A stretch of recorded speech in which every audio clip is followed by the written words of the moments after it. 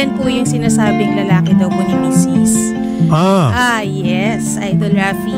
Bali po kasi yan, sir, pabalik-balik lang niya po yung inuulit. Nagkabati na po kami, sasabi ko, kahit balik-balikan niya yon, iisa lang ang punot dulo, nagkamali ako sa'yo, inamin ko. Ang masakit lang po kasi sa akin, nagsasama na po kami ng ilang paulit-ulit. Tuwing maaalala niya po, makakapanakit po siya.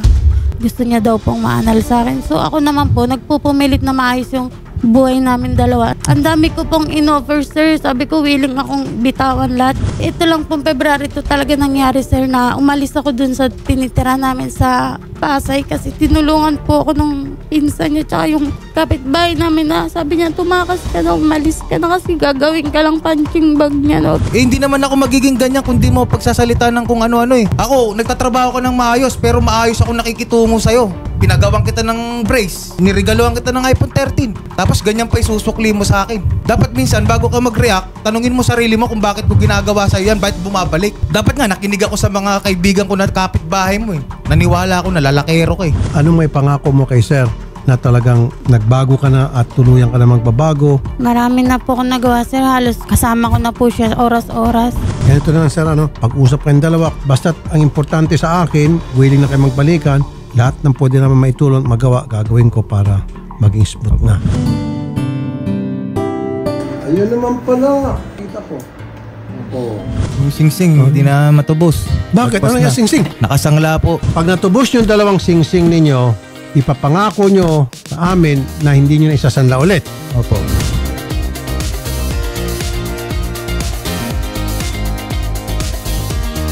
Pag next time na pupunta namin kayo, pakita nyo sa amin yung singsing.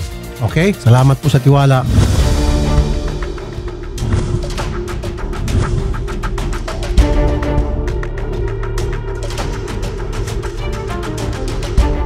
Kasama natin ulit si Sir John at kung maalala natin nung nakaraan ay nagkausap kayo ni Ma'am Daisy na asawa ninyo, pero unfortunately ngayon na nandito kami parang wala siya, sir.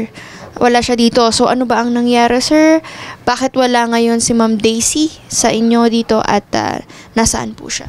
Ngayon po kasi, nung after po namin ma-ere po, pinag-stay po kami dun sa pantry area ng studio. Then, may tumawag po sa kanya na, ewan ko kung kamag-anak niya ba yun o ano, na lalala kanya na yan, ganyan. Ang daming masamang, ewan ko ano sinasabi, di ko rin maintindihan eh. Pero narinig ko kasi na parang ako. Kaya nagka-diskusyonan kami doon na ano, tapos yun, lumipat ako ng ibang lugar. Sabi ng staff sa studio, doon daw muna ako sa holding area. Pinag-ibalay kami. Hanggat sa matapos po yung schedule namin doon, yun na nga po, di na talaga kami magkakaayos niyan.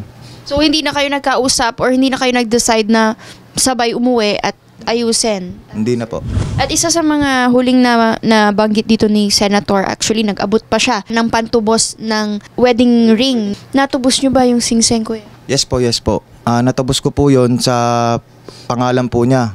Ito po yung resibo. Tapos yung wedding ring po namin.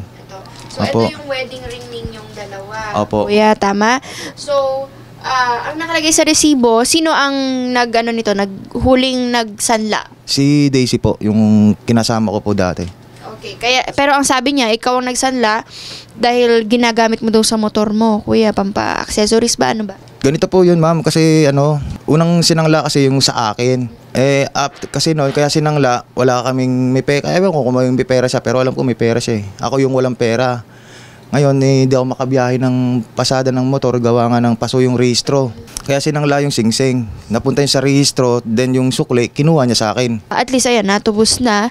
Pero ang ine-expect sana namin, sir, diba, nila Senator, ay matutubos at maibabalik at masusuot nyo ulit together ang wedding ring. Tago mo na lang muna yan. Malay mo, masuot pa. Sa tingin mo ba, kuya, masusuot nyo pa together yan ni ate? Hindi na po. Ayaw mo na ba? Wala ka na bang natitirang pagmamahal kay ate? Hindi na. Wala ka nang natitirang amor? Wala na talaga, kuya. Kayo po ay nag-OFW, so may concerned citizen, tama sir, na naging... Nag-send sa akin ng mga video tsaka picture nila. Nung nakita mo yun, kuya, na anong reaction mo habang nandun ka sa Dubai? Ayun nga po, di ko alam anong gagawin ko. Nagwala pa nga po ako dun. Sa trabaho ko po nun sa Dubai, bawal po kasing masyadong ma-stricto yung amo ko dun eh. So, nung nalaman mo yun na, nagwala. And then, kinausap mo ba, tinawagan mo siya, dumipensa ba sa'yo siya? Opo. Nag-chat siya sa akin. Lahat po rito nakasave yung chat niya sa akin, yung nakasave. Inamin ba niya agad? Inamin niya, pero sinasabi niya, saglit lang daw. Tinapos daw nila nung birthday niya. Nakita ko sa my day niya, nagmamansary sila ng October. Natanong mo ba sa kanya kung may nangyari sa kanya? Tinanong ko, bata lang maniniwala sa kanya na walang nangyari sa kanila.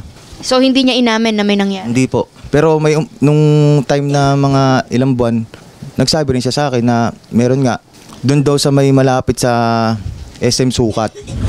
Nasaan ngayon yung motor na nakapangalan sa'yo, kuya? Gamit niya? Opo, nasa Batangas po sa kanila. Nakompronta niyo ba yung lalaki? Actually, nung nag-chat siya sa akin, siya na yung gumawa ng way. I-depensa raw niya yung sarili niya. Hindi raw totoo, sinisiraan daw siya sa motor. Sinisiraan daw siya. Ano tong nalaman ko? Ano tong nakita ko? Sa CCTV. Kasi sobrang linaw dito sa fast food chain na kung saan sila parehas na nagtatrabaho, yung paghalik, 'di ba? May ilang beses niyang hinalikan. Tama? Tapos tinapos daw nila bago ako mag-birthday, magkasama sila ng birthday ko. Kasi regardless naman sir kung tinapos, ibig sabihin may nangyari kahit pag gaano kaikling time lang 'yon. Opo. Ayun ang mahalaga, kuya. At least nalaman mo yung totoo. At tinanong nga kita. Again, last na huling tanong, kuya, mahal mo pa ba si Ate Daisy? Dati. Ngayon, bakit naubos ka na, kuya? Wala hindi mo makikita sa kanya eh. Kasi pinalalabas niya pa na argabyado siya. Tapos pinamumukha niya sa akin na parang ako pa yung sumira ng relasyon. So, anong gusto mong mangyari, kuya? Yun nga. Sampa ka ba ng kaso? Opo, makuha man yung yung dapat sa akin. Anong balak mo ngayon dun sa wedding ring, kuya? Itatabi ko na lang po muna. Kasi pinag-ipunan ko rin yan bago ako umuwi nung magpakasal kami. Dun sa Dubai mo pa ba nabili yung sisig? Opo, pinag-ipunan ko pa po yan ng ilang buwan kasi nga, bala ko na nga magpakasal. Senator, pasensya na po. Di ko na rin po kasi kaya yung nangyayari. Binigyan ko naman siya ng pagkakataon na Klaro, kaso hindi ko po makita yung palagi kami nag-aaway. Kasi sa kanya na rin po kasi nagsisimula lahat eh. Pag simpleng problema lang, inaano niya na. Lalo na pag pera. Kaya sabi ko, kung nung panahon na ako'y nagpapakahirap, nag-iinom-inom ka lang dyan. Ikaw, nagpapakahirap ka ngayon, bakit may ginagawa ba ako? Hindi ako naging sa'yo. Hindi ko ginawa yung ginawa mo. Ang party list na masasandalan. Axia yes! Number 68 sa balota.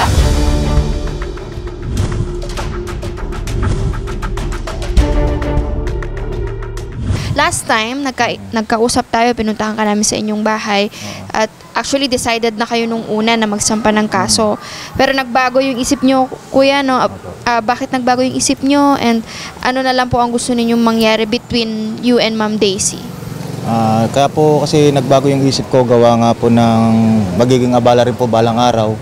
At saka nakapag-decide din po ako na kung sakasakaling makabalik po ako ng Dubai, babalik na lang po ako ng Dubai para makapagsimula ulit. Ma'am Daisy, may pag-asa pa ba ma'am na maibalik, maisuot mo yung wedding ring ninyo? Wala na? Wala na po. Ano ang nangyari ma'am? Bakit after airing, akala namin okay na kayo ni sir eh. After pala nun, hindi ka na umuwi at di na kayo nagkausap? Yes po. Backstage po kasi kinausap kami kung ano daw pwede namin gawin. Sabi naman po namin isa't isa, magse-separate muna kami ng uwian kasi nga ako malapit ako dun sa inuuwian ko sa pinapasukan ko noon. So ngayon, sabi niya rin naman, okay lang naman sa kanya para mag-heal muna kami sa isa't isa. Ang nangyari lang po kasi nun ma'am, after a week, akala ko okay na kami. So nagkakaproblema kasi nakikipag-cooperate siya sa mga bago kong katrabaho, which is naging cause po na nagalit yung manager ko na hindi naman related daw sa trabaho, bakit kailangan ma-involve sila. So that time po nagkaroon ng problema sa trabaho. Yun nga po yung sinabi ko sa inyo na pinagsabihan ako ng manager ko na ayusin ko muna yung problema ko bago ako bumalik sa trabaho kung makakabalik pa daw. So okay.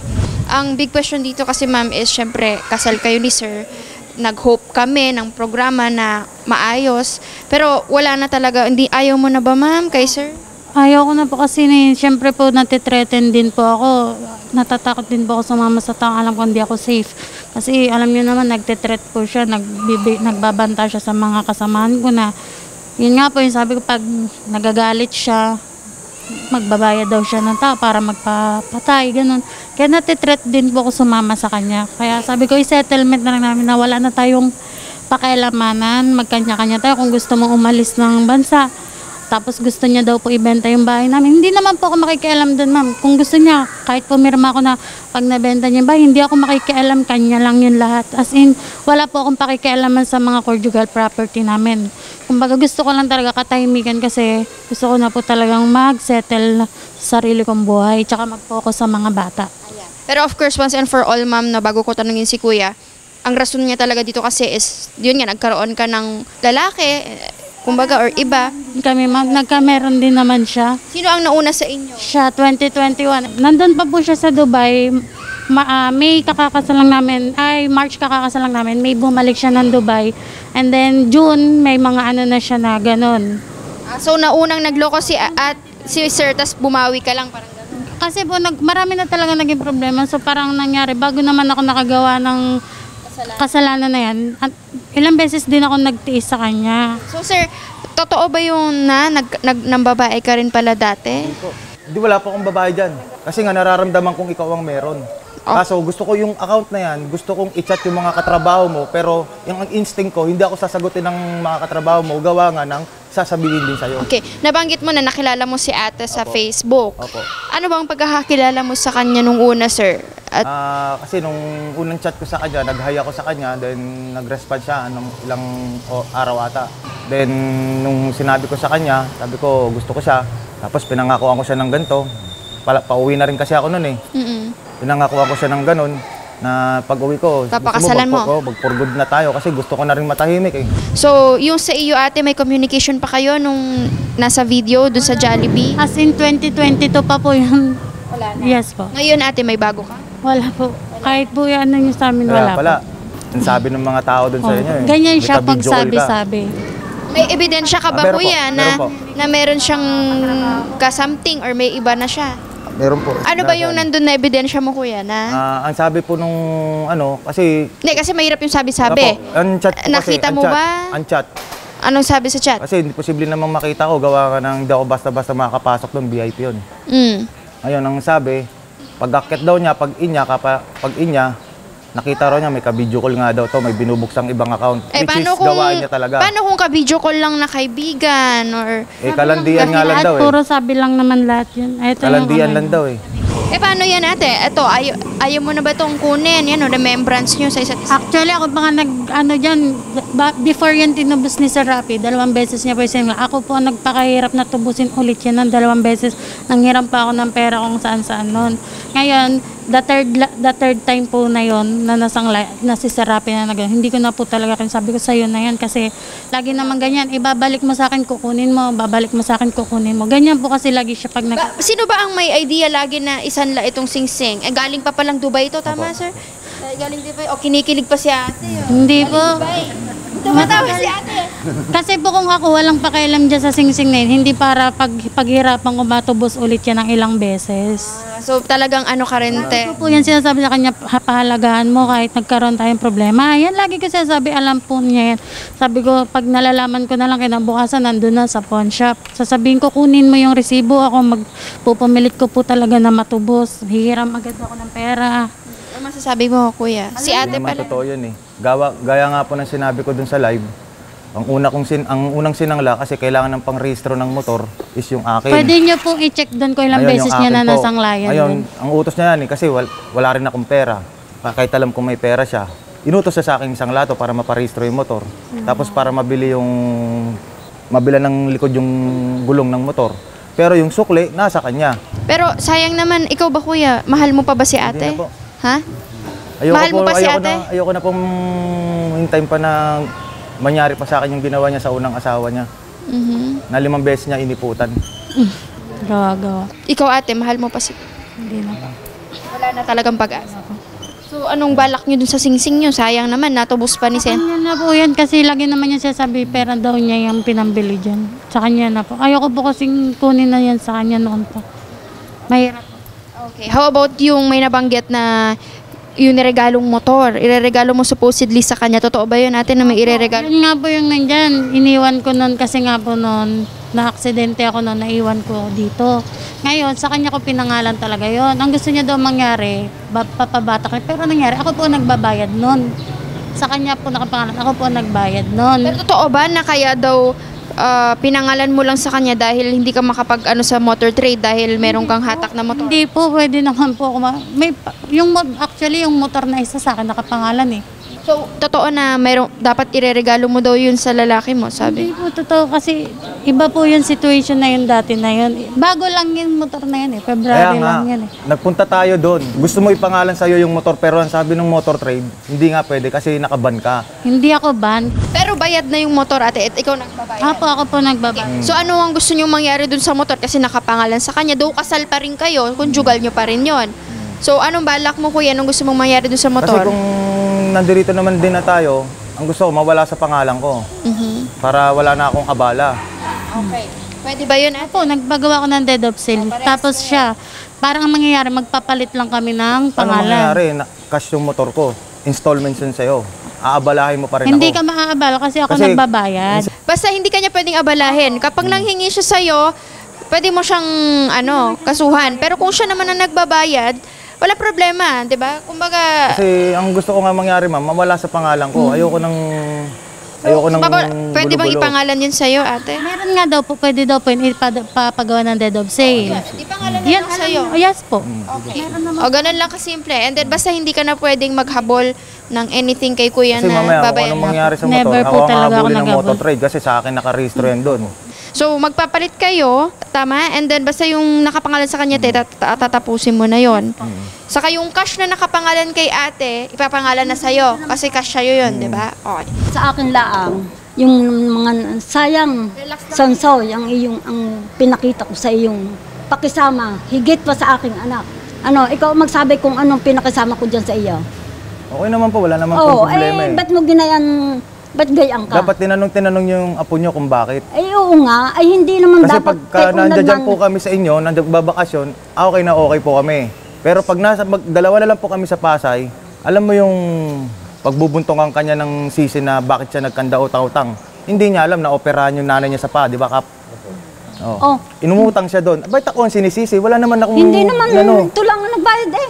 Kaya nga, ako yung sinisisi niya, bakit siya nagkanda utang-utang? Anong ginawa ko? Wala naman akong ginagawa. Normal talaga nagawa, which is talagang nangyayari yung tapos gano'n. nung time na yon, siyempre, hinihintay ko lang kung totoo ba talagang sincere yung paghingi niya ng tawad sa nangyari. Sinusumbat pa niya sa akin lahat yung mga bagay na dapat wala naman dapat isusumbat. Dahil lalahahaba. Kasi ako, kahit ako, wala naman din ako pinakitang masama sa inyo. Nakisama din ako sa inyo. Yung apo nyo lang ang may problema, hindi ako.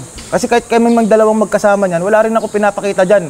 Kahit yung nagtatrabaho po ako sa Dubai, hindi ko ginagawa yung ginagawa niya. Naiintindihan ko yung paghihirap ng anak nyo sa pagtatrabaho ngayon. Nagtatrabaho din ako. Lahat ng kinikita ko, binibigay ko sa kanya. Huwag ka nang makikialam dito ha. Di naman po ako nangingialam Huwag ka na, huwag na nga.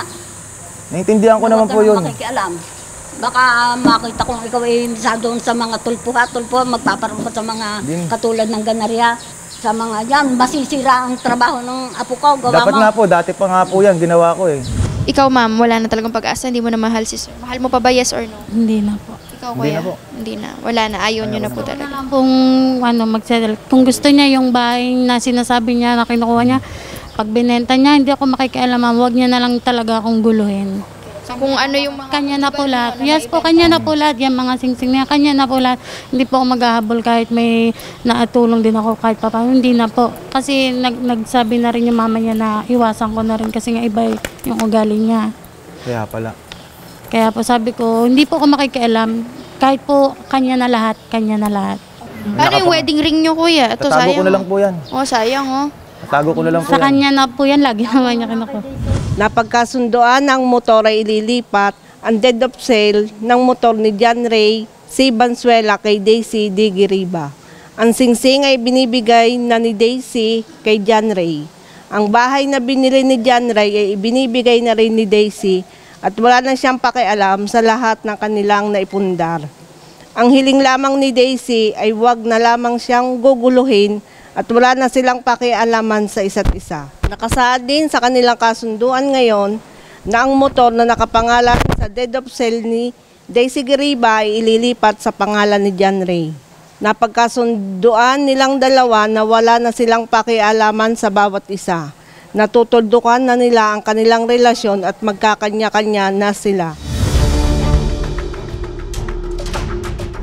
So, ito na, Sir John Ray and Ma'am Daisy, nakapirma na kayo. So, it means, tapos na. Tama?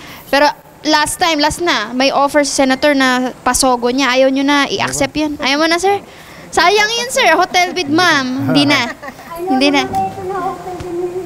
Hindi nga natuloy ang hotel nyo nun dahil hindi kayo nagkaayos pa rin after airing. Ikaw, ma'am, ayaw mo na. Sayang yun. Hindi ba man pwede palipat sa akin? So, any last message natin, Kap, ito sa dating mag-asawa, or mag-asawa pa rin naman sila, na they decided na maging magkaibigan na lang.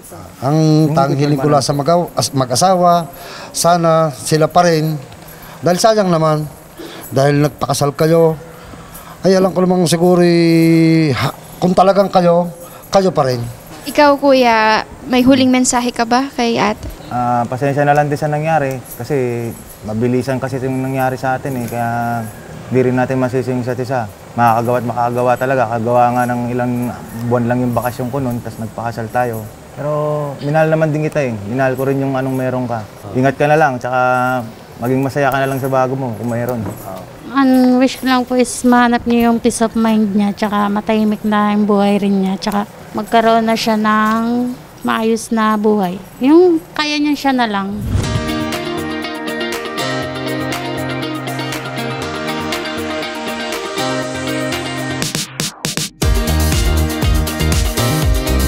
Senator, na nagpapasalamat po ako, lalo na po sa pagtubos niyo po ng singsing, tsaka pasensya na rin po kung ito lang po yung kinahantungan. Napagdesisyon na naman po namin ito po mag-partner. Susubukan ko na lang po ulit makapagsimula ulit ng bago kung sakasakaling makabalik ako ng ibang bansa. Kung pala rin, kung hindi, magsisimula ako rito, Senator. Pero sa lahat po, maraming salamat sa tulong niyo po, Senator.